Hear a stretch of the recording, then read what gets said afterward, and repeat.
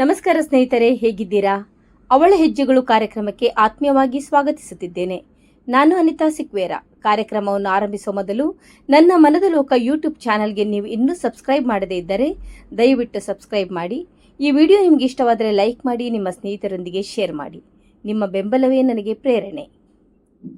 ಜೀವನ ಎಲ್ಲರಿಗೂ ಒಂದೇ ರೀತಿಯ ಅವಕಾಶವನ್ನು ಕೊಡುವುದಿಲ್ಲ. ಕೆಲವರಿಗೆ ಕನಸುಗಳಿಗಿಂತ ಮೊದಲು ಜವಾಬ್ದಾರಿಗಳು ಬಂದು ನಿಲ್ಲುತ್ತವೆ. ಅಂತಹ ಜವಾಬ್ದಾರಿಗಳ ನಡುವೆಯೂ ತನ್ನ ಕನಸುಗಳನ್ನು ಕಳೆದುಕೊಳ್ಳದೆ ಧೈರ್ಯದಿಂದ ಬದುಕನ್ನು ಕಟ್ಟಿಕೊಂಡ ಸಾಧಕ ಮಹಿಳೆ ಇಂದಿನ ಅತಿಥಿ ಜಯಂತಿ ನಂದಳಿಕೆ ಕಾರ್ಕಳ. ಉಡುಪಿ ಜಿಲ್ಲೆಯಲ್ಲಿ ಕರ್ನಾಟಕ ರಾಜ್ಯ ಗೃಹ ರಕ್ಷಕ ಇಲಾಖೆಯಲ್ಲಿ ಕರ್ತವ್ಯ ನಿರ್ವಹಿಸುತ್ತಿದ್ದಾರೆ. ಚಿಕ್ಕ ವಯಸ್ಸಿನಲ್ಲೇ ಮದುವೆ, ಜೀವನದ ಕಠಿಣ ಸಂದರ್ಭಗಳು, ಕುಟುಂಬದ ಹೊಣೆಗಾರಿಕೆ, ಮಕ್ಕಳ ಪಾಲನೆ ಇವೆಲ್ಲದರ ನಡುವೆ ತಮ್ಮ ಸ್ವಂತ ಆಸೆಗಳನ್ನು, ಕನಸುಗಳನ್ನು ಮಂಕಾಗಲು ಬಿಡದೆ ಆತ್ಮವಿಶ್ವಾಸದಿಂದ ಮುನ್ನಡೆದವರು. ಶ್ರಮಪಟ್ಟು ದುಡಿದು ಕುಟುಂಬಕ್ಕೂ ಸಮಾಜಕ್ಕೂ ತನ್ನದೇ ಆದ ಕೊಡುಗೆಯನ್ನು ನೀಡುತ್ತಿದ್ದಾರೆ. 9 ಬಾರಿ ರಕ್ತದಾನ ಮಾಡುವ ಮೂಲಕ ಮಾನವೀಯತೆಯನ್ನು ಮೆರೆದವರು. ಬಾಲ್ಯದಿಂದಲೇ ಪುಸ್ತಕಗಳ ಜೊತೆ ಆತ್ಮೀಯತೆ ಬೆಳೆಸಿಕೊಂಡ ಇವರು ಓದನ್ನು ಜೀವನದ ಭಾಗವನ್ನಾಗಿಸಿಕೊಂಡವರು. ಸಾಹಿತ್ಯದ ಮೇಲೆ ಇರುವ ಪ್ರೀತಿಯಿಂದ ಕವಿತೆಗಳ ರಚನೆಗೆ ಕೈ ಹಾಕಿ ಮನದ ಭಾವನೆಗಳನ್ನು ಪದಗಳಲ್ಲಿ ಮೂಡಿಸುವ ಅಪೂರ್ವ ಪ್ರತಿಭೆಯನ್ನು ಹೊಂದಿದ್ದಾರೆ. ಹಾಡಿನ ಮೇಲಿನ ಆಸಕ್ತಿಯೂ ಇವರ ವ್ಯಕ್ತಿತ್ವಕ್ಕೆ ಮತ್ತೊಂದು ಮಧುರ ಸ್ಪರ್ಶ.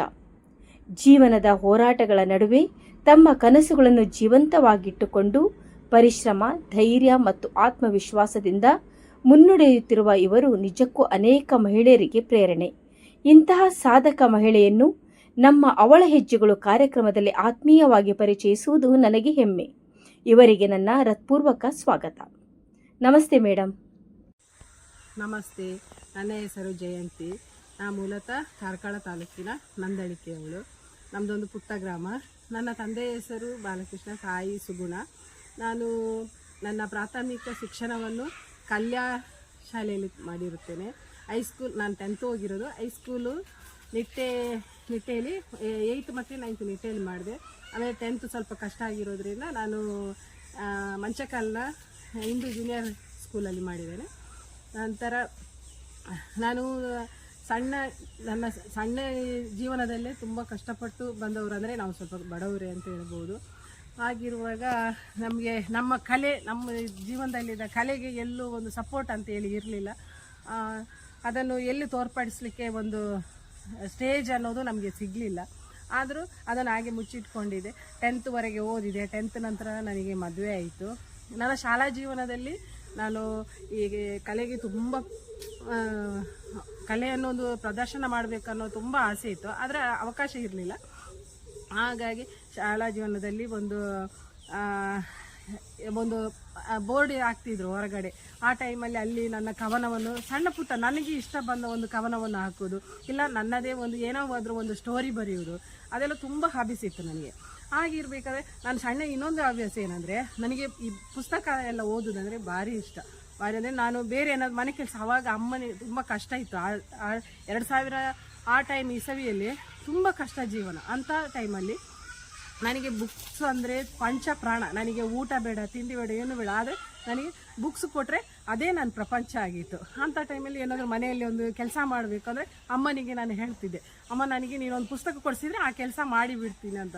ಅದಕ್ಕೋಸ್ಕರ ನಮ್ಮನೇಲಿ ಊಟ ತಿಂಡಿಗೂ ಕಷ್ಟ ಇತ್ತು. ಆದರೆ ನನ್ನ ಮನೆಯಲ್ಲಿ ಗೋಣಿ ಚೀಲ ಪುಸ್ತಕ ಇತ್ತು. ಈ ಚಂದಮಾಮ ಇರ್ಬೋದು, ರಾಗ ಸಂಗಮ ಇರ್ಬೋದು, ಇಲ್ಲ ಯಾವುದೇ ಒಂದು ಸ್ಟೋರಿ ಬುಕ್ಸು ನಮ್ಮಲ್ಲಿ ರಾಶಿ ಇತ್ತು. ಹಾಗಾಗಿ ನನಗೆ ಎಲ್ಲಾದರೂ ಒಂದು ಫಂಕ್ಷನಿಗೆ ಹೋದರೆ ಅಲ್ಲೆಲ್ಲಾದರೂ ಒಂದು ಪೇಪರಲ್ಲಿ ಎಲ್ಲಾದರೂ ಅಲ್ಲಿ ಬಿಸಾಡಿದ್ದಾರೆ ಅದನ್ನು ಎತ್ಕೊಂಡು ಬಂದು ಓದ್ತಾ ಇದ್ದೆ. ಯಾಕಂದರೆ ಅಷ್ಟು ಒಂದು ಪುಸ್ತಕದ ಮೇಲಿನ ಪ್ರೀತಿ ಇತ್ತು.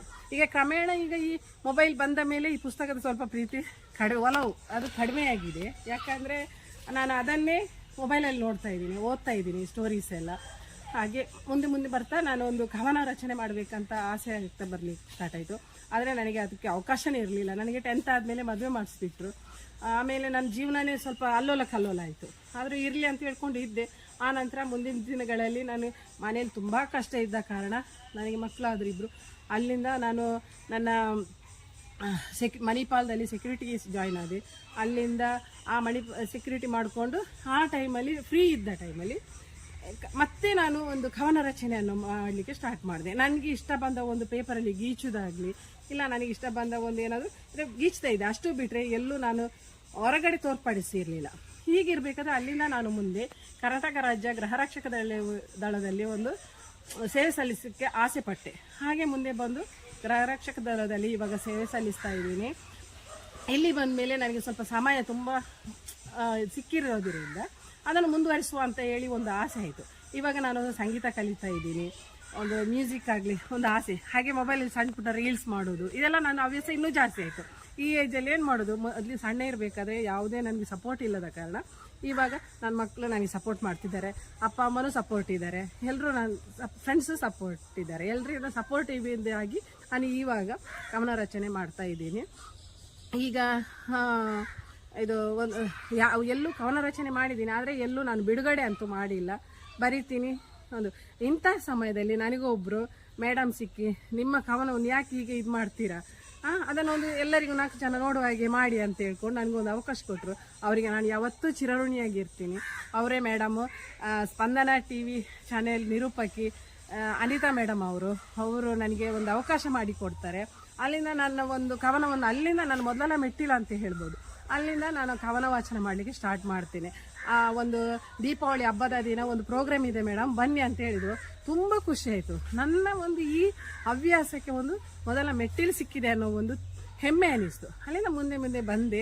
ಈಗ ಸಾಧಾರಣ ಮಟ್ಟಿಗೆ ತುಂಬ ಕವಿಗೋಷ್ಠಿ ಆಗಿರಲಿ, ಇತರ ಸಾಹಿತ್ಯ ಸಮ್ಮೇಳನ, ಕನ್ನಡ ಸಾಹಿತ್ಯ ಸಮ್ಮೇಳನದಲ್ಲಿ ಭಾಗವಹಿಸಿದ್ದೀನಿ. ಅದನ್ನು ಕಂಡು ನನ್ನ ಗೃಹರಕ್ಷಕ ಇಲಾಖೆಯಲ್ಲಿ ನನ್ನನ್ನು ಪ್ರೋತ್ಸಾಹಿಸುವ ಸಲುವಾಗಿ ಸನ್ಮಾನ ಕೂಡ ಮಾಡಿದರು. ಅಲ್ಲಿಂದ ಮುಂದೆ ಇವಾಗ ನಾನು ಎಲ್ಲೂ ಬುಕ್ ಪ್ರಕಟಣೆ ಎಲ್ಲ ಮಾಡಿಲ್ಲ. ಇನ್ನು ಮುಂದಿನ ದಿನಗಳಲ್ಲಿ ನಿಮ್ಮೆಲ್ಲರ ಸಪೋರ್ಟಿಂದ ಇದನ್ನು ಮಾಡಬಲ್ಲೆ ಅನ್ನೋದು ಒಂದು ನಂಬಿಕೆ ಇದೆ. ಹಾಗೆ ನನ್ನ ಫ್ರೆಂಡ್ಸ್ ಆಗಲಿ, ನನ್ನ ಮನೆಯವರಾಗಲಿ ಎಲ್ಲರೂ ಸಪೋರ್ಟ್ ಇವಾಗ ಸಿಗ್ತಾ ಇದೆ. ಇನ್ನು ಮುಂದಿನ ಒಂದು ದಿನಗಳಲ್ಲೂ ನಾನು ನನ್ನ ಕಲೆಯನ್ನು ಇನ್ನು ಮುಂದೆ ತೋರ್ಪಡಿಸ್ಕೊಂಡು ಹೋಗ್ಬೋದು ಅನ್ನೋದೊಂದು ಭರವಸೆ ಇದೆ. ಎಲ್ಲರ ಸಪೋರ್ಟು ನನಗೆ ಸದಾ ಇರಲಿ. ಹಾಗೂ ನನ್ನ ಮೇಡಮ್, ಹಾಗೆ ಇನ್ನೊಂದು ಮಾತ್ರ ಹೇಳಿಕ್ಕೆ ಮರೆತೆ, ನನಗೆ ಶರಣ್ಯ ಅಂತೇಳಿ ಪಡುಬಿದ್ರಲ್ಲಿ ಇವರು ಕೂಡ ನನಗೆ ತುಂಬ ಸಪೋರ್ಟ್ ಮಾಡಿದ್ದಾರೆ. ಅವರು ನನ್ನ ಹುಟ್ಟೂರೇ ಆದ ಉಡುಪಿ ಶ್ರೀಕೃಷ್ಣ ಪರಮಾತ್ಮನ ಒಂದು ಸನ್ನಿಧಾನದಲ್ಲಿ ನನಗೆ ಒಂದು ಕನ್ನಡ ಸಾಹಿತ್ಯ ಸಮ್ಮೇಳನದಲ್ಲಿ ಭಾಗವಹಿಸಲಿಕ್ಕೋಸ್ಕರ ಅವಕಾಶ ಮಾಡಿಕೊಟ್ಟಿರ್ತಾರೆ. ಅವರಿಗೂ ನಾನು ಹೃತ್ಪೂರ್ವಕ ವಂದನೆಗಳು. ಮುಂದಿನ ದಿನಗಳಲ್ಲಿ ನನ್ನ ಕಲೆಗಳನ್ನು ಸ್ಪಷ್ಟನೆ ಮಾಡಲು ಅವಕಾಶ ನೀಡಬೇಕು. ಇದಕ್ಕೂ ನಾನು ತುಂಬ ಹೃದಯದ ಮುಖಾಂತರ ಒಂದು ವಂದನೆಗಳನ್ನು ಸಲ್ಲಿಸ್ತಾ ನನಗೆ ಅದೇ ನನ್ನ ಈ ಒಂದು ಸಣ್ಣ ವರದಿಯನ್ನು ವಂದನೆಗಳು. ನಮಸ್ತೆ. ನಾ ಬೇಡುವ ಕವಿತೆಯ ಒಳಗರಿವ ಅರಿಯಲಾರೆನೆಂದು, ದೂರದ ಬೆಟ್ಟ ನುಣ್ಣಗೆ ಅನ್ನೋ ಪದಗಳ ಮೀರಿಸುವಂತಿದೆ ನನ್ನ ಕವಿತೆ. ಅದರೊಳಗೆ ಇಳುಗಳು ಬರೀ ಕಲ್ಲು ಮುಳ್ಳುಗಳಿರುವುದು ನನ್ನ ಕವಿತೆ. ಜೊತೆ ಇರೋ ಮಾಣಿಕ್ಯದ ಬೆಲೆ ಅರಿಯದ ಮೂಡಲೆ ಅನಿಸುವುದು ಆ ಕ್ಷಣ. ಬಯಕೆಗಳ ಮನಸ್ಸಿನ ತುಡಿತಗಳ ಮಹಾ ಭಂಡಾರವೇ ಈ ಕವಿತೆ. ಮುಂದೆಂದು ಕವಿಯಾಗಿಯೇ ಇರ ಬಯಸುವೆ ನಿನ್ನ ಜೊತೆ.